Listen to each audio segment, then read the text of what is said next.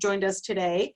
And I'm super excited to talk all things marketing with Sam Laffey of Porter Loves and Casey Droege, right? Casey, I'm saying that right? Okay, of Casey Droege Cultural Productions. I'm Trisha Brancalini Foley, the Executive Director of Handmade Arcade. And thanks to the generous support of the Arcade Mellon Foundation, we've been able to develop these webinars that are helping, I hope, our maker community and creative community to think more about selling online and pivoting their, holiday in-sale events to online virtual events. So I'm just going to give a quick bio of my panelists today, and then I'm going to hand it over.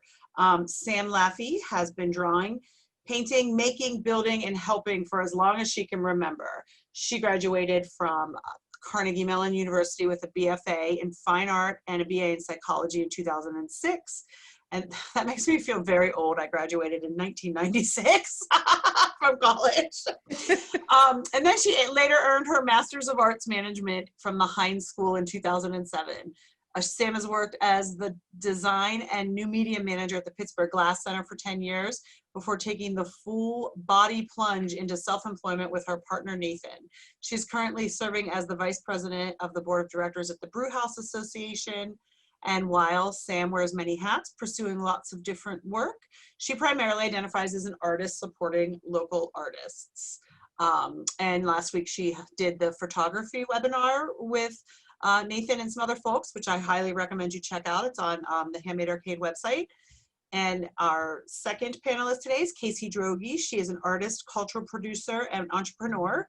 She currently leads Casey Droege Cultural Productions, a business focused on growing arts economy through programming, art consulting services, and a retail experiment called Small Mall. Her work has been written about in the New York Times, Temporary Art Review, Artsy, and most Pittsburgh publications. So I'll just ask as we go to the folks tuning in to ask any questions in the Q&A, and if you just want to say hi or throw something out there, throw that in the chat, and we will get to the questions at the end, and I will hand it over to these creative minds. Thank you.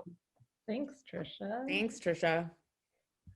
So I'm Casey Droege. I'm gonna be presenting here from my dining room. If you hear weird noises, I have a cat nearby who has been chewing a cardboard box for hours, so who knows what's gonna happen. And I know, Sam, you've got your dogs at home, right? We're probably gonna grab a chew toy. They're upstairs with their dad this week. They were very highly featured last week, so nice. They're taking a break this week from their stardom. Well, to give you guys a sense of who I am, as Trisha said, I run this business called Casey Droege Cultural Productions, which is focused on growing arts economy, specifically here in Pittsburgh. And we do that through a number of different arms. We have a programming arm, which runs things like 6x8, Pittsburgh Photo Fair, CSA PGH. We have an art consulting arm where we help businesses buy art, and specifically local art when possible. So we do projects like the Trip Hotel, and we fill that with Pittsburgh artists. And then we have this retail experiment called Small Mall, which exists in Lawrenceville and also in our sort of project space in Wilkinsburg. So in that location, in both locations, we sell art from Pittsburgh artists and designers. So that's a little bit about me. And I am Sam, one half of Porter Loves. For those of you that were here at the webinar last week, this week is more my expertise than Nathan's, although I did take up the bulk of the talking last week, which was pretty funny. The doggies are upstairs, so they won't be making a cameo. But our business focuses on essentially getting artists ready for the opportunities that Casey creates for them. So that's a way that I think about the collaboration that Casey and I have come to together. And we created this content a couple of years ago for a series of workshops that we did. And we have rebooted it a little bit, a couple of times for different uses. And we are excited to be here to talk about basically how to get all your stuff together so that you can communicate about who you are and what you do for this this new world of virtual markets. I do want to like sort of preface that, you know, a lot of this content is created for like an overall look at your marketing. It's not necessarily just talking about the next 6 weeks or the run up to holidays. We are going to definitely touch on some specific things for that, but definitely don't feel like, oh my God, I can't do that in 2 weeks or however much time you have to get things done for Handmade Arcade, because we're definitely taking a more holistic approach to help you find success in perpetuity, but definitely also taking nuggets away for this current moment. So I think we can get started, right? Yeah.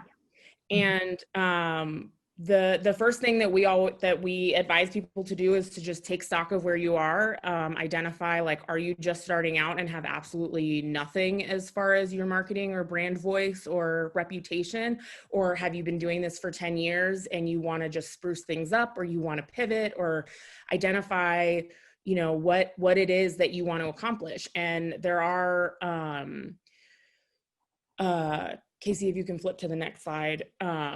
We want you to understand that there's no perfect prescription for marketing of what is going to help you get what you want, because it's all going to be based on what you want to achieve. And two people who make candles might want very different things out of their businesses. So this is not prescriptive. It's very much an advice of like, these are lots of things that you can do to accomplish what you want. And we definitely think, especially in talking about the timeline of, you know, the next 6 weeks, the next year, 5 years, figure out, you know, what are your bigger picture goals, but then create prioritization on like, what can I get done more quickly? What will get me to where I want to go in the next 6 weeks? And don't worry about the things that are getting you where you want to go in 5 years. Push that to later, you know? And we talked again in the webinar last week, we talked a lot about like, you don't have to do everything right now. You definitely want to make lists and keep track of all the things that you need to do to get legit and accomplish all of what you want to do, but you don't need to feel like it all needs to happen right this second. Definitely create priorities. So we recommend starting with these questions. You're basically trying to figure out who you are.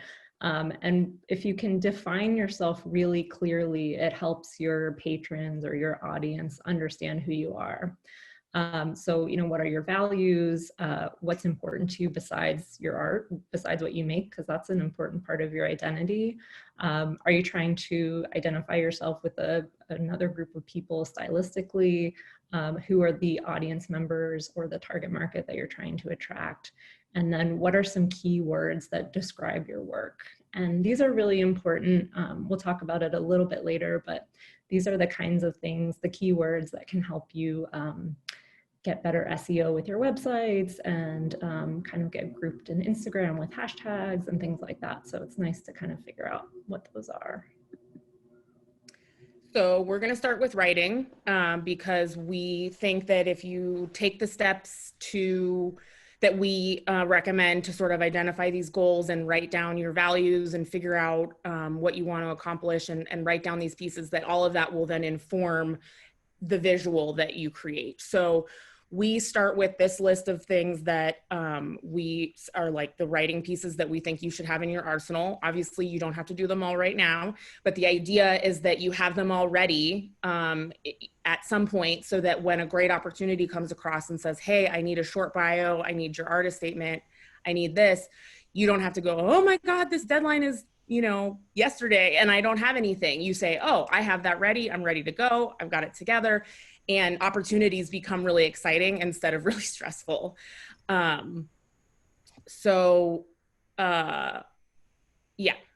Sorry, I'm just like, ooh, what was I gonna say? So we just, and I also wanna just we're sort of floating through this, but I wanna remind people as we go through that there is a Marketing 101 PDF that sort of pairs with this content here. So we talk a lot more in depth about what the short bio is, what the long bio is, et cetera, in that piece that is available on the CBA website, and it will be available on the HA website if it isn't yet. So we can move to the next slide.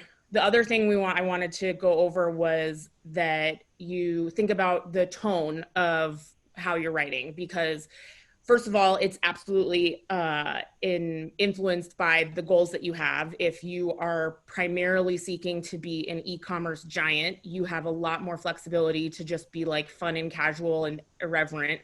But if you're trying to get a gallery show at some really fancy museum, you kind of have to rein it in and possibly be more conservative, a little more formal. So that's something that you want to think about, again, with your goals and what you're trying to achieve as your backdrop.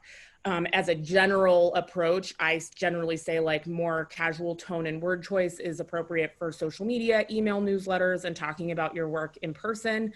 And you get a little more formal when it's talking about grant and scholarship and residency applications, essays for exhibition catalogs. And then again, on your website, these are where things get a little fuzzier because it depends on what your goals are and what you're trying to accomplish. And then the last thing I want to say before we move on before Casey takes the next section is just the 80-20 rule is our next slide. Is that the big takeaway there is that one of the things that I learned in my process becoming a copywriter and helping out artists is that great writing, good writing is 20% writing and 80% editing. So the key takeaway there is that you just have to start. You can't have the perfect bio, artist statement, whatever in your head before you start going. Just write something, even if you think it's terrible, write it down, because you can't edit something that you haven't written. So we'll Nice. move on. And then I'm going to jump in with a couple of tips, things to do and things not to do. We really stress that you keep your writing straightforward, keep it to the point. Always develop a really strong first sentence to hook folks. Be brief, especially with our very short attention spans these days. And then, check out whatever you write, have other people read it and give you feedback. That's one of the really important pieces. So it's nice to give your writing to folks from different perspectives and get feedback from a few different vantage points. Some don'ts. We really encourage you to steer clear of art speak or very specific jargon that maybe excludes people. Don't forget to use spell check and really don't use quotes unless it's absolutely necessary. Also try not to be everything to everybody, because it's impossible. And then a last little moment, if you have seen this thing, there is an online artist statement generator. It exists. It's hilarious. It's also terrible. So don't ever use it for real life. I used to use this with my students when I was teaching, and it creates some like really overly developed, ridiculous art speak kind of work. So you don't want to use it. And we give that advice specifically because Casey has absolutely gotten applications from people that have used it. And I've seen applications in my old job where people have used it, and it's very, very obvious. So just don't do it for a number of reasons. So to find inspiration, if you are sort of stuck and you're like, I make this, how do I like get writing about it? One of the ways that we recommend doing that is looking at the work and the sites and of people who you have an affinity with. And it can be other artists and makers who make similar work to you, or it can be people who you just have an affinity with, like you like their vibe, and they could be doing something totally different, but you like the voice that they have in the way that they communicate. Read about what has been written, like other like press pieces, not necessarily what artists write for themselves, but what other people write about those makers.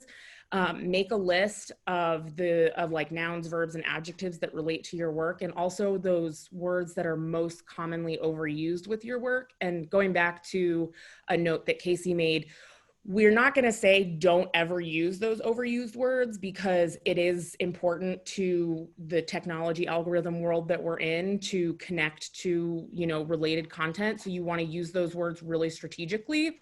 But you definitely still want to come across as original. So you want to make sure that you are not overusing the overused words.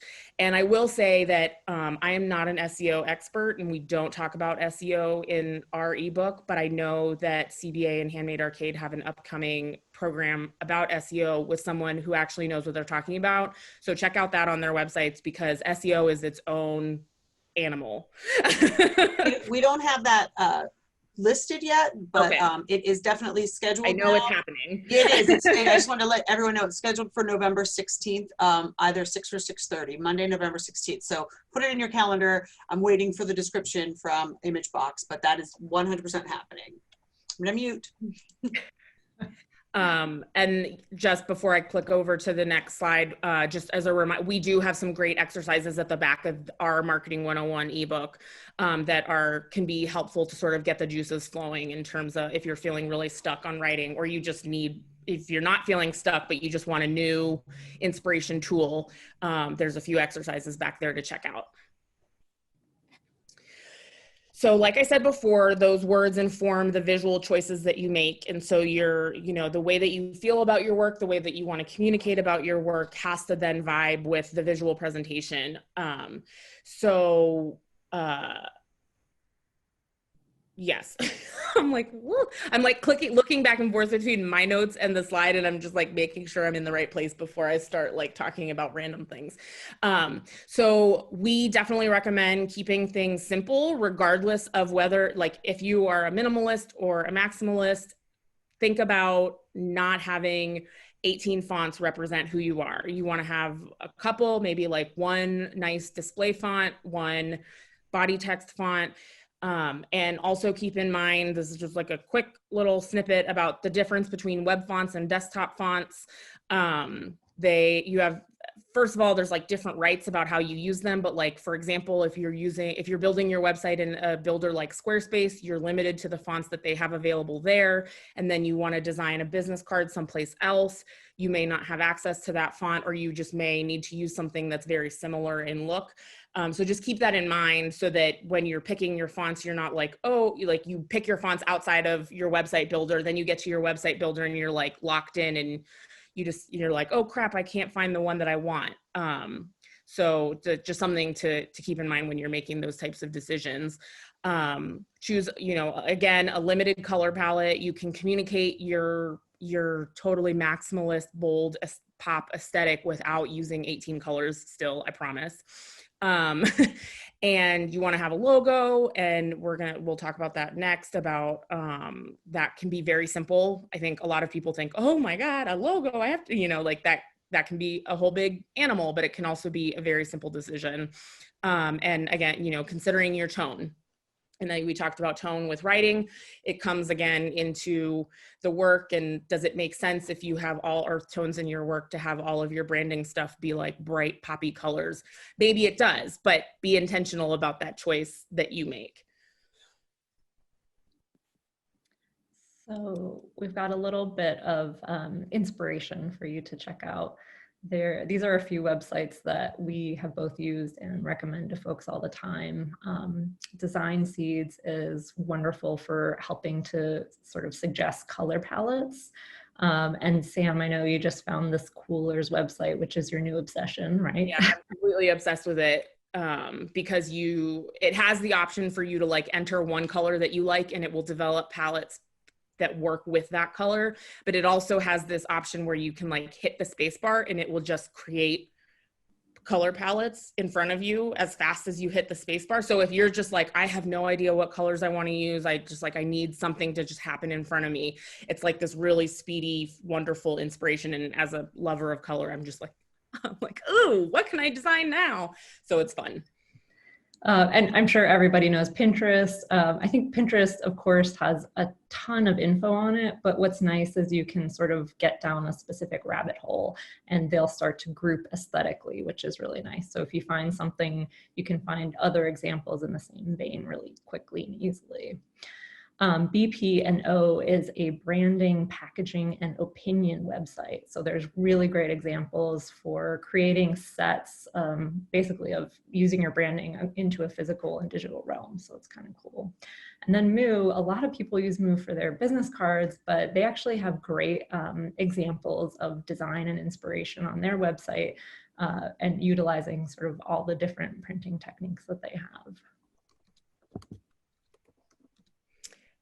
And the next thing is like I recommend is pulling together a mood board. And this is a place where you can bring your logo, your colors, the imaging, the style of imaging that you plan to use, and any other sort of like inspiration photos with textures, so that you make sure that they vibe well together. Because you don't want to like decide on, you know, text in one silo and color in another, and then later find out that, oh, they're not working together. So a mood board is a great step to sort of bring everything together and make sure that it's doing what you want it to do. So moving into logos, like Sam mentioned earlier, it can be super simple. It can just be your name. It could be your signature. It doesn't have to be very complicated.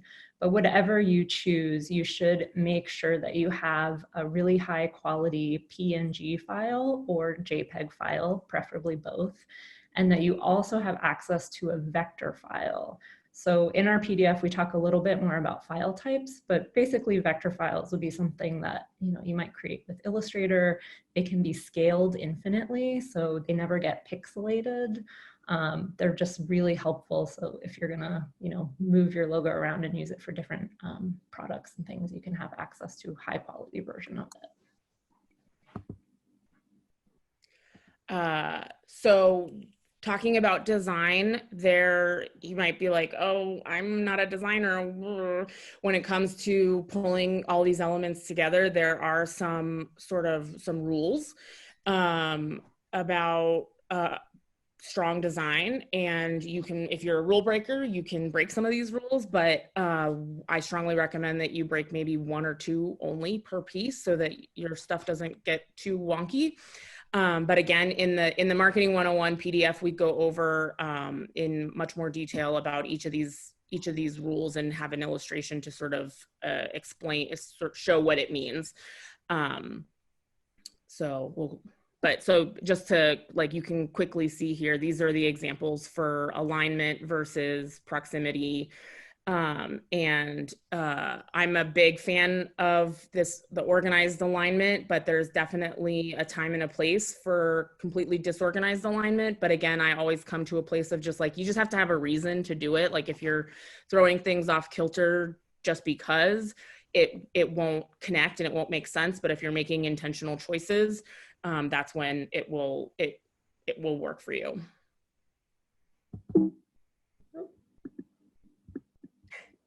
All right, there we go. So you've gathered up your writing, you've made some decisions about your visual elements. You now are ready to actually start to create some collateral materials. And when we talk about collateral materials, we're saying like these are the marketing materials that you use, whether they are digital or physical things. They support your identity and they're what you use in all of your professional interactions. So remember what Sam said earlier, you need to make a stretch list, right? So what do you need immediately? And then what do you want to have in the long run? Because especially, you know, for the upcoming holiday season, you're probably not going to get to all of this stuff, but hopefully just the bare minimum. So here's just a couple of examples. We have a few slides going over, we have, you know, a photo of an exhibition catalog, a different exhibition catalog that takes a very different format below it. Also looking at an invoice sheet, a logo, and then on the far right is a local artist postcard that she uses as sort of a business card that is able to accommodate a little bit more information than a standard business card would. And here are just a couple of examples. These are actually from Moo's website. So They are just taking your really simple graphic elements and using them for your business card, for your letterhead, for note cards and envelopes that go into packages potentially that you're shipping out. So nice sort of collection. And then, you know, another example of taking all this sort of graphic material and spreading it out through the physical and the digital. So if you have this basic logo, make sure you put it on everything. And then that includes your website. Because your website is a key part of your collateral material. It needs to be tied in with everything. It should represent exactly the sort of same aesthetic as your physical objects. So bare minimum, right? This is what Sam and I spent a lot of time thinking about. What do we need in today's world? Because normally, and you know, 3 years ago when we started doing this kind of presentation, business cards were the thing that you needed. In this moment today, maybe business cards are less important because you're not doing in-person events, but you might still want to have a business card or a takeaway to throw into a box that you're shipping out, just so people can still hold on to that. And it helps them remember who you are. Maybe they want to, you know, just keep it so that they remember who to go back to. Another really key sort of item is getting a stamp or a sticker, so that if you can't afford to invest in custom packaging, you can put that stamp or that sticker onto everything. And then of course your website. Sam, how important is a website? Super important. Like really, really, really important. It's true, right? So I know, you know, a lot of time is being spent right now figuring out how to shift businesses to online stores. And so, you know, having at least sort of this basic e-commerce site is going to be really important. Yeah, and the other thing that I would say that's sort of illustrated in this image here is making sure that whether you're hiring someone to make you a website or you're doing it yourself, that whatever template or builder or whatever that you're using is functional across different devices. Right now, I've seen personally in analytics that actually people like reading emails and viewing and web traffic and stuff is actually sort of skewing a little bit back further towards some desktop stuff, just because more people are home. But before that, it was well over 50% of web traffic was coming from mobile devices. And so you just don't want people to click on your website from Instagram and have something that's like they have to constantly do the big scrolling thing. And the keywords there are responsive web design. It's like semi-technical, but it's like all Squarespace templates are responsive now, and it's becoming much more common. It was a totally new thing like 8 years ago, but you know, the web moves fast. So, okay, so these are your bare minimums. And we, after sort of thinking about what you really need to have right now, we really thought that takeaways were kind of a key thing to focus on. It's a great way to kind of show some personality of who your brand is, what your, who you are, what your identity is. And again, you can throw these into packages that you're shipping out, and it's a great way to just engage with your customers when you can't be there in person, encourage them to come back to you, make more purchases, and again, show personality. And then consider your packaging right now. So shipping is a huge part of what's going to happen this season. As I mentioned before, if you can't afford to do, you know, custom tissue paper or custom boxes, just grab a stamp or a sticker. Consider a little thank you note that you can throw in that has your logo and your business contact info. Anything to just put your mark on it and show your identity. And then don't forget about that virtual collateral. So again, we talked a little bit about the continuity of fonts and colors across websites. You also want to think about your social media is a place where your brand is represented. And so that's where photography is important. We talked a lot about photography last week in the other thing, and there's another PDF resource about photography and skills to make great images in the way that you want for across different budget options. So I highly recommend you check that out. And just a couple of quick tips on social media as someone who has been managing some different accounts and helping people with social media for a number of years, is that you want to be consistent. That doesn't mean that you have to post 10 times a day. It doesn't mean that you have to post every day, but whatever decision you make, whether it's every day, every 3 days, whatever, be consistent with that. It does not make sense for you to like post 8 times this week and then not again for 6 weeks. For no other reason, it makes it confusing for your audience. It also doesn't work with the algorithm and the ever-changing algorithm. You want to be authentic, be yourself. Don't follow all the trends of what everybody's doing. Yes, the algorithm is changing every day and there's all new tips about how to game it and whatever. And if something sounds cool to you and like it fits with your aesthetic, go ahead and try it. But there's all these different things that are like, you have to do this and you have to do that. No, you have to be you. Pick the platform where your ideal audience is and also where you enjoy being.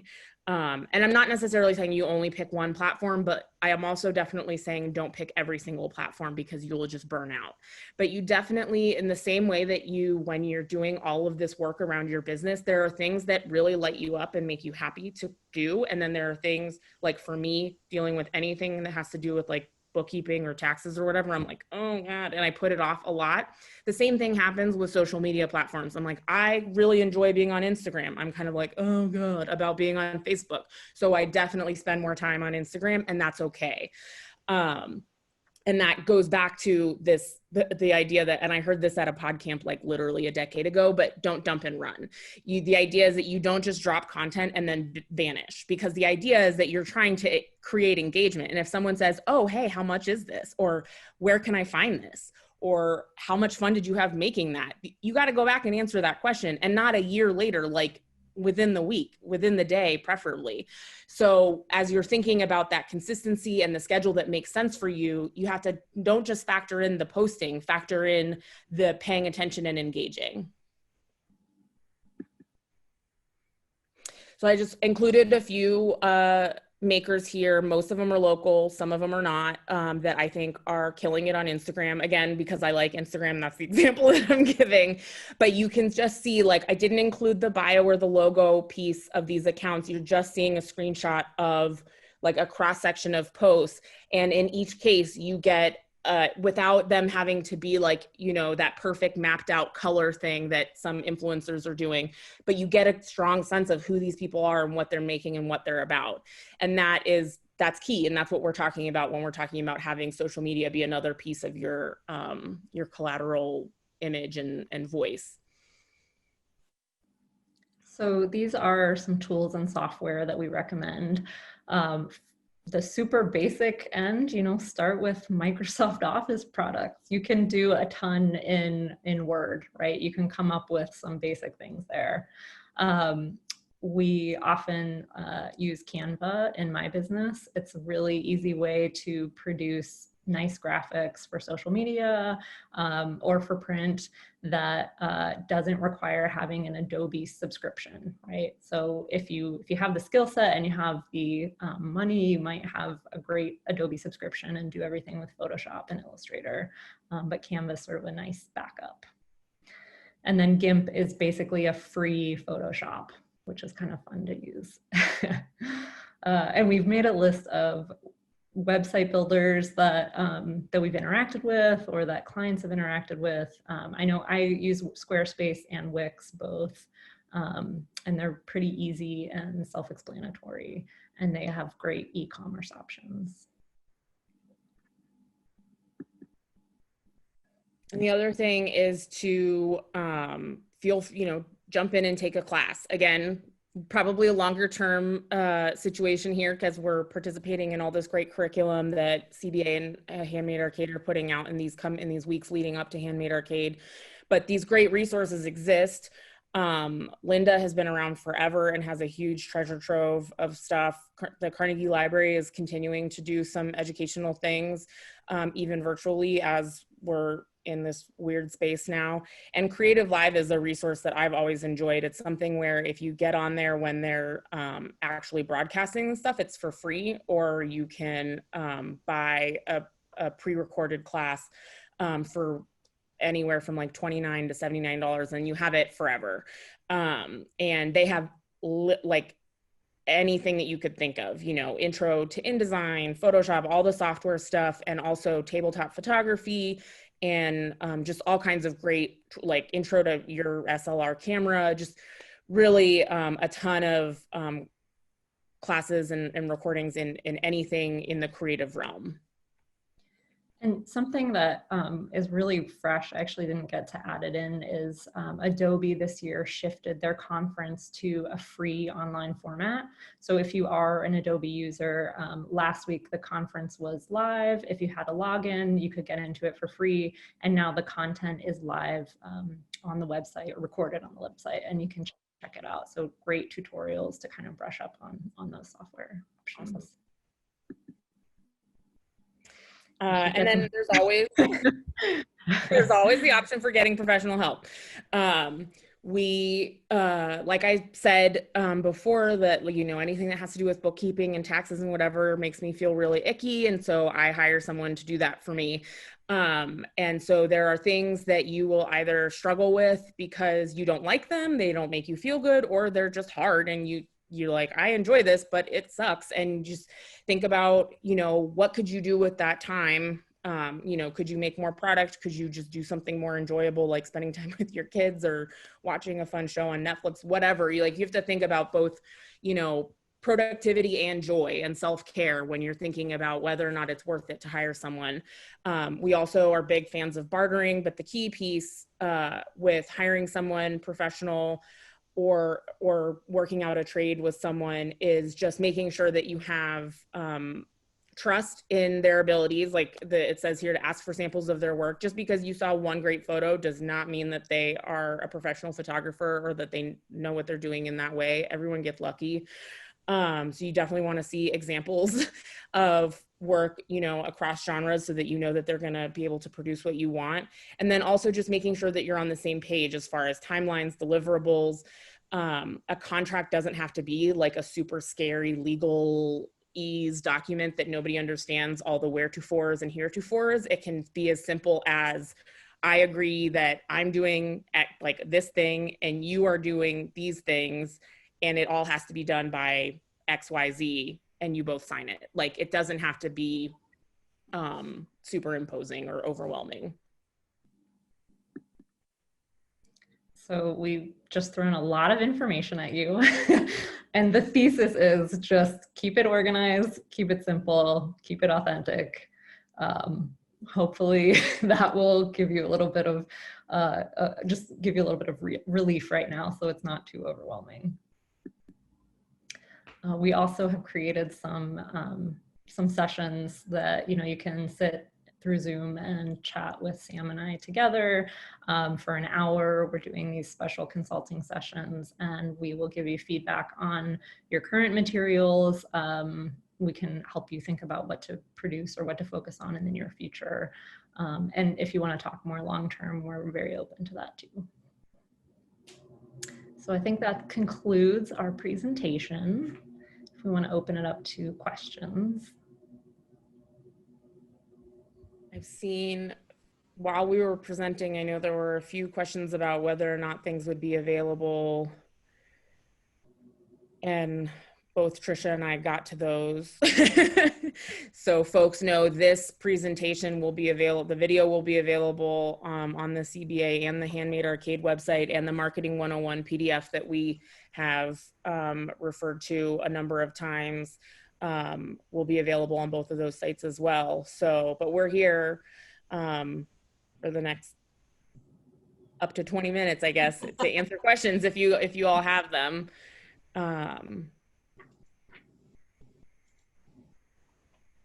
I don't see any questions coming through, but there have been, I think some of one of the things that you guys said that is important, especially for makers, is when you do send out a package and having something to put in there, that's really important. And we talked about that and are making the most of the gift market panel. But, you know, when you put in like a postcard if you can, if you have time, maybe write a little hand thank you, even if you just write thank you heart Sam or something. That, you know, that sort of personal connection, I think really, especially now, helps for maker businesses, because, you know, right now you're marketing, and maybe you guys have some more advice after I say this. You know, it's really like when you don't have the in-person marketplaces to go to, there's that tactile experience that's being missed. So the better job you do with your Instagram and with your marketing pieces and your coloring, and like evoke emotion from people from looking at screens, hopefully that will, you know, put them over the edge to, you know, purchase from your marketplace, from your, you know, your stores, and especially when you're not there, like to talk to them about the piece, like you're not at your table, to have someone pick it up. So when your tone and consistency in your messaging is super important right now, more than ever.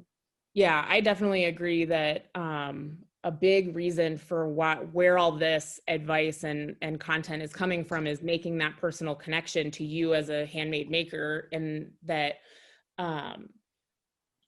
you're not just some, like, you know, factory pumping stuff out, or it's not the same as ordering from Amazon. And you know, if there's any question about sort of the validity of that handmade note, and it, again, like, it doesn't have to be like a dear so and so, like, it can just be like, thanks so much, love Sam, heart Sam, whatever. If there's any doubt about like the meaning of that, like, think about packages that you've ordered, because obviously, like, if you're a handmade maker, chances are you've probably ordered from another handmade maker at some time. We're a very like close-knit community that loves to support each other. And when you get that box and you open it up and there's a little card that you can tell was written with a real pen that says like, hey, thanks so much, there's like that little, you know, dopamine burst. You're kind of like, yay. And you don't get that from like the big box online stores. And especially now, you know, when it's like everyone is struggling through this wild time, it's really great to like know that you help support a human being. And like, I know one of the for when we order prints for our clients, when we do with the little bit of family photography business that we do, and we order prints for them, one of the professional labs that we order from delivers all the boxes have a piece of candy in them. And it's always like, yay. You know, and it obviously, like, be careful with that. You don't want to put like melty stuff with your handmade stuff. The photos are always shrink wrapped, so there's no candy photo mishmash. But it's a fun thing, and it's definitely like become a recognizable piece of the brand experience with them. And so just any sort of creative thing that works for you, it's a fun little takeaway, and it adds to that it rounds out that experience and that personalization of shopping with you, a human maker person, as opposed to like the big corporate juggernaut. Yeah, and I would just add on, I think there's a lot of pressure to kind of like create the perfect unboxing experience for your client, and it's a little ridiculous. So I would say, instead of worrying about, you know, making this something that people are going to video and throw up on Instagram, focus on that little takeaway, and that alone can be the crux of the experience, and shows, you know, a sense of who you are, helps them connect to you as a person, like Sam was saying, especially right now in this time where people want to support other people. Yeah. And like, on that note too, I think that a lot of that pressure, and even us talking about sort of thinking about your packaging experience and all that, seems like, oh, well, then that's just like more stuff that we need to buy, and it can be really pressure filled. But I mean, the truth, obviously, that probably you do need to buy some stuff because of all, like, mailing and packaging is a whole thing, and I don't think anybody has like a shipping store in their basement. But we are big fans of recycling, and I'm sure that a lot of us are. And if it's part of your brand voice to be into recycling and use, you know, old newspaper, or the penny saver or something, or whatever, as part of your packing materials, like, just make a note about it so that people aren't like, oh God, they pulled their trash to pack my stuff. Like, you just say like, hey, to avoid sending more stuff to the waste, like I made this thing more useful. And that's a big piece. That's a big connector piece right now. People are all about, I mean, there's a climate crisis. So recycling and just letting people know, yeah, I don't want to waste more stuff, is a big piece that not only makes people feel good, but it also connects them to you because they're like, oh, I agree with that. I align with that value that you have. So we just got, it's not really a question, but it's from Joyce, who's on the Handmade Arcade Planning Committee, and she does a lot with fiber arts. And she said that when she orders yarn from dyers, they put in a note to hash with a hashtag to indicate like her completed project. So if she knits something with it, take a picture of it, put on it on Instagram, tag the yarn maker or the dyer, hashtag it. So that, that's also a good idea. It's like, I know every year, my family, because I am the executive director of Handmade Arcade, they dare not purchase me any holiday gifts from anywhere but Handmade Arcade. So every Christmas afternoon, I take a picture of all of my presents and I tag the artists, and I think, I like let people, like my family and friends, see what I got this year. And sometimes just for fun, I have like, if my office, if you saw the side of it, I have shelves here and it's just filled with toys and stuffed animals and a variety of things from Handmade Arcade. And I've been known to like be bored of my work day and take a picture of it and the Handmade Arcade Instagram site and tag all of the makers.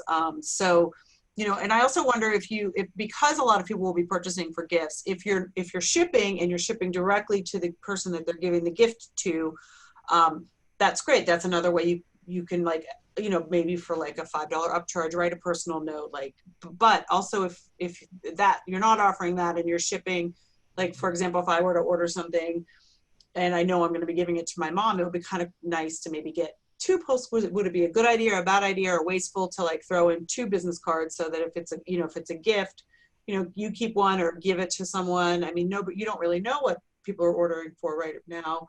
And I know I've gotten stuff before where I've gotten a couple of things in it that were fun. So, you just never know, but I think on the tag, it's definitely a good idea to always have your branding and your Instagram and your, be able to tag people on whatever the gift is itself. And then we have a question. What do you guys think about giveaways online, like Instagram, to generate engagement with your brand? And what are the best practices for a giveaway? It's a mixed bag. It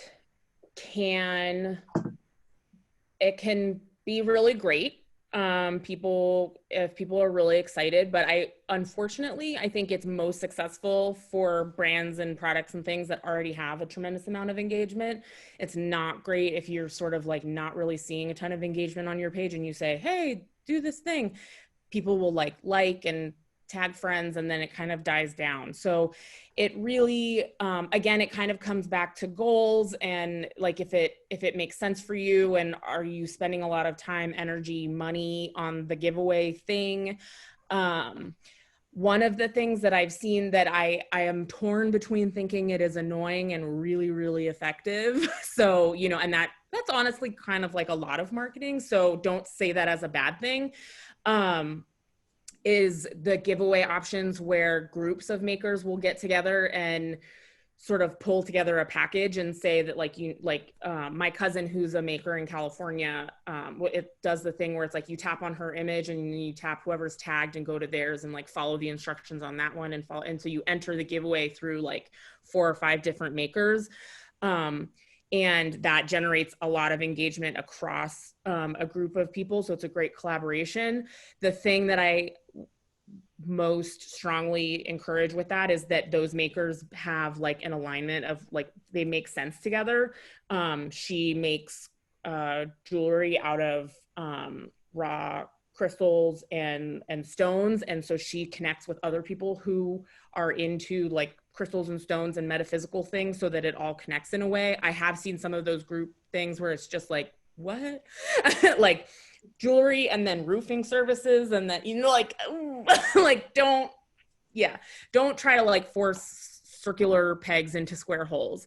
As far as best practices, there are definitely some hard and fast rules on social media platforms about disclaimers that you have to add to make sure that it's not supported by Instagram. And there's also some pretty nice tools that I think they cost a little bit of money, but it may be worth it depending on what you're trying to do. And I'm totally blanking on any of the names of them. But they're the ones where it's like you basically host the giveaway through them, and it like keeps track of the points when you like on Instagram or follow us on Facebook and do the different tasks for the giveaway. Those can be helpful to just sort of manage things rather than trying to track like who liked what and whatever manually. But it's a mixed bag, and it just I think it's the kind of thing where you really want to consider what you're trying to accomplish and if it's really worth sort of like the big effort that goes into it. And also, like, if it doesn't pick up much traction, what does that do for you? It might make sort of it might just look bad, right? Yeah, that's definitely a strong point. You're trying to generate engagement and then like nobody really responds, and that looks worse than just not doing it in the first place. Yeah. So how do you incentivize people to send in pictures of them using your product or unboxing your product? Do you have any tips on that? That's a good question. I mean, I think one thing is like really sort of innovative, funny, witty little takeaways. People will naturally want to photograph it, and they'll be excited about a surprise. So that can be a great way to get them to actually, photograph and tag you and post about it. And I think definitely encouraging, you can encourage it just like with that handmade note. You can say like, share a photo of you like drinking tea out of this mug or something and tag us, or you can literally ask for people to do that. It's definitely not like too forward or a problem. People won't do it if they don't want to. It's, but the other thing is like, it can be encouraging even if you just include your handle. And like, I think it was, however many years ago where it's like, you have to put your web address on everything, but now it's like, you have to include your social media handle. So if you have an Instagram handle, you have Twitter, Facebook, whatever it is, as part of like your standard, contact information that you put on your sticker, label, tag, business card, takeaway thing that you put into your packaging, make sure that you include that so that if they totally found you someplace else, they know, oh, they're on Instagram, I'll go find them and follow them and tag them there. Do you have any suggestions, like if you are posting and you're not getting any traction, or you're just sort of putting things out there and nothing's happening, like what would you do differently, or how would you like try to spice things up to like get more people engaging with your social media? I think I definitely encourage doing some research about hashtags. That is definitely a helpful way to help people find your content and because the issue is relevancy.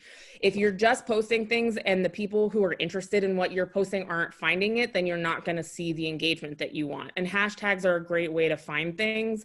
And again, there's like, I don't know how many theories there are about how many hashtags should be on a thing and if it should be in the post or in the first comment or whatever. And I'm not going to weigh in there because I think that it's all changing all the time. And I usually throw my hashtags in on the actual post. I used to be a big first comment hashtagger, so things change. But I think the key thing is like trial and error. There's all these things out there. Like for the longest time for email marketing, it was like, always send your stuff at 10 a.m. on Tuesdays. Well, then every single company in the entire world sent stuff at 10 a.m. on Tuesdays and nobody was reading it because everybody was getting 1,000 emails all at that same time. So you have to, like, you say like, oh, it looks like more people are online in the evening. Then post things at 7:30 at night and see what happens. No one responded to it. Maybe 9 a.m. is better. Maybe day of the week is better. Depending on what you're posting, there are certain clients of mine that I'm like, never post on the weekend, it's a total waste. But other clients where it's like, definitely post on the weekend, there's definitely the opportunity to engage there. So you get a lot of engagement on the weekend because I think people are looking and just searching around. So yeah. So it really, again, it comes back to like, who are you? What are you posting? What, you know, what is relevant to the people that you're trying to find? But really big piece of the puzzle is just that trial and error and figuring out, you know, check out, you know, especially in this time leading up to Handmade Arcade, like Handmade Arcade is using the Handmade Arcade hashtag and a bunch of like Pittsburgh, shopping Pittsburgh, handmade Pittsburgh, whatever, like add those into your mix. Also, you want to have unique hashtags to you, and then find things like, I mean, I'm trying to think of, there's some of the like more trendy ones like Throwback Friday or no, Flashback Friday, Throwback Thursday. Come on, Sam, you know your letters. You know, and then there's other ones that are less massive, like Mood Monday or you know, different things, and like find some, don't just go with the thing because you're like, millions of people use this, I should use it too, because you want to find like your middle ground. You don't want hashtags where like 2 people use it, and you don't want hashtags where like 10 million people use it, because then you just get lost in the mess. But it's like somewhere in that like few thousands is where you can really find some synergy and find and like pick hashtags that's like, this sounds like it makes sense to me. You know, don't just pick it because it's trendy. Yeah. I also just want to jump in and add that, you know, people are being sold stuff all the time. And so you can't just use your posting to sell more stuff. You have to share stories. You have to connect with relevant content. So just keep in mind that it shouldn't just be product focused. You can't the same, like I work with some nonprofits, you can't just be like donate all the time. It doesn't work. You have to like add value and bring other stories to it in the same way with, you don't just want to be like, buy this thing. And I think actually, just because I obviously love plugging future CDA and HA content, you guys are doing another webinar coming up about storytelling, like for compelling content for online, and I'm sure that those guys will have some great tips about what we're talking. We're also doing one, best practices for customer engagement and retention, which is a lot about, you know, like communicating with your customer, and I think like guidelines, best practices for just like customer service, which includes some of the stuff that we talk about with packaging and things. So there are 2 more questions, and I'm not sure if we can get to them. One is, I've got good engagement internationally, but how can I target more of a US audience for physical items? Do you have any examples of hashtags? Not sure if that might need a deeper conversation. But. Yeah, I think the quick answer is just actually paid posts that are targeted to the geographic area you want to look at. Yeah, I mean, you definitely can use, you can use location specific hashtags when it's relevant, when you want to, like using Pittsburgh, PA or Pittsburgh, PA handmade, if you're really trying to engage that. But like the whole US is like, a US hashtag isn't going to do anything for you. So it depends a little bit on the nuance, I think, of what you want to achieve there. But probably, if you're getting a lot of traction in an area that's not necessarily what you want to target, considering some targeted advertising to niche in on what you want is a good idea. Yeah. And then finally, and I don't know, again, this might not be the best, I feel like I can answer this one if you guys don't have any ideas. What's a good strategy for selling lower priced items online? I sold magnets and stickers in person as an added product beside my main product, but with the fees online and shipping, it's really hard to get these to sell online at a price that is profitable. My stickers and magnets have not been themed together. Selling them as a group is difficult without making a lot more art. What should I definitely do? Which I should definitely do, but in the meantime, are there any other things I can do? I think those small ticket items are really wonderful for getting ongoing support. So consider creating like a subscription that everybody gets a magnet or a sticker once a month or quarterly. Or it's also like a great thing to just, I think just, again, just have people sign up for like this kind of monthly interaction and they get a little surprise if you have enough product to do that. Yeah, and I also think too with that on your website, you could do an add-on like I'm now this being said, it seems like you should be able to, like, someone's ordering like a print, you could suggest like add this sticker for a couple of dollars, and then and this also is like something that you could consider doing is sometimes with stickers, buy 4 stickers, get free shipping or something like that. So you sort of like maybe build that into your price a little bit so that you're not losing money on shipping, but maybe that's another solution to getting some of those smaller items moving. I do think that with the market, my hope is anyway, with the holiday markets, the Handmade Arcade virtual marketplace, that people will be coming specifically to shop with their credit cards, and they will be adding on little things into their cart like stickers and things like that. So hopefully that can help. But also tossing a sticker in here and there if they're not too expensive to make to a bigger item is always something that is going to make people happy and possibly order more. So, well, it's 2:03. We've gone through all the questions, and I will get this recording online. And I want to thank you both so much for your expertise and your time today. The marketing PDF that was mentioned is both on the Handmade Arcade website. I had it under the wrong webinar. I did have it on there though, but it's under the right webinar now. And it's also on the Creative Business Accelerator. So if you go to the Bridgeway Capital website and the Creative Business Accelerator, all of the content is mirrored. So you can go to either website. The Handmade Arcade website is for makers. Next week, we are going to be doing a panel for talking about customer engagement. And then we'll also have a creating compelling content for your website and social media coming up on November 19th. And we will be getting the sign up for the Understanding SEO and the Google Analytics to increase conversion. That, when you talk about taxes and things like that, when people start to talk to me about SEO, I just shut down. So yeah, same.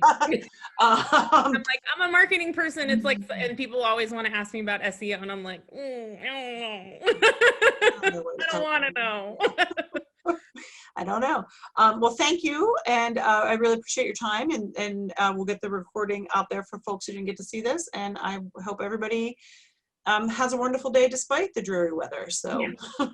Yeah. Thanks, guys. Thank you all for coming and asking such great questions, and thank you, Trisha, for hosting us. This is great. My pleasure. Bye. Bye all.